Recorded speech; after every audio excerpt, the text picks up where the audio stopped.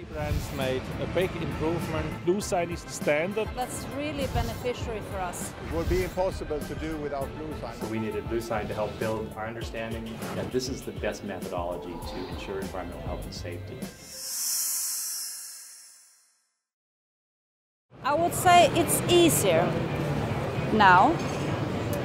If you compare it, for example, I'll find something in my pocket or something. Well, if I want to make something, if I need to have one of these national environmental symbols, like Bra Miljöval in Sweden, for example, I find, if I'm going to make this, I find a webbing, I find a buckle, and I find a piece of plastic, and then I leave them the product, it gets approved. And let's say I want to make something else, a belt. I need a webbing and I need a buckle, and then I have to send in the belt and get that approved. It's the end product that gets approved. But with bluesign, I can choose, also I can pick a bluesign ingredient in my product. It's like when you bake a cake, if I want a healthy cake, then I pick organic milk, I pick organic eggs, flour, etc. And I know that the end product is sound. And then if I want to make some other kind of bakery, I can do the same without having, I sort of pick the ingredients. I think it's really challenged us to figure out how we integrate it into our whole product assortment planning, our design ethos, our strategy. So it's basically integrating it into our company and how we actually plan in and design in attributes that can be, at the end of the day, compliant with a bluesign standard. So it really was important for us to actually build it into the front end of our thinking.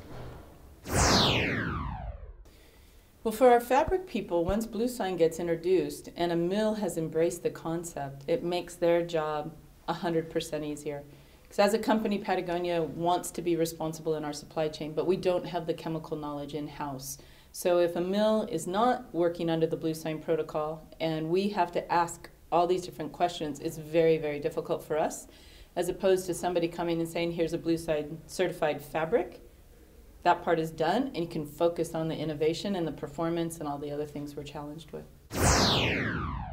Our development process has and continues to evolve to take into account additional parameters. So with bluesign, prior to that, we were managing it from purely an RSL and testing risk management strategy.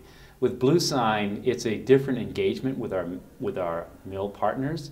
It's really ensuring that, or helping them down the path of seeing that this is part of our future, and in order for us to be partners for some time, it needs to be part of their future as well. So it's a different conversation. We're not just looking for performance attributes, but we're really engaging on the environmental health and safety of the both the worker, but also the end safety of the consumer. Well, the only thing not really changed is the material sourcing, of course. We're always looking for technical fabrics with different kind of parameters. Now there's one more parameter that is added, and that's bluesign approved fabric. And so it's not more complicated than before. We just added one more parameter, and if we find that, we take that fabric. That's of course the first option.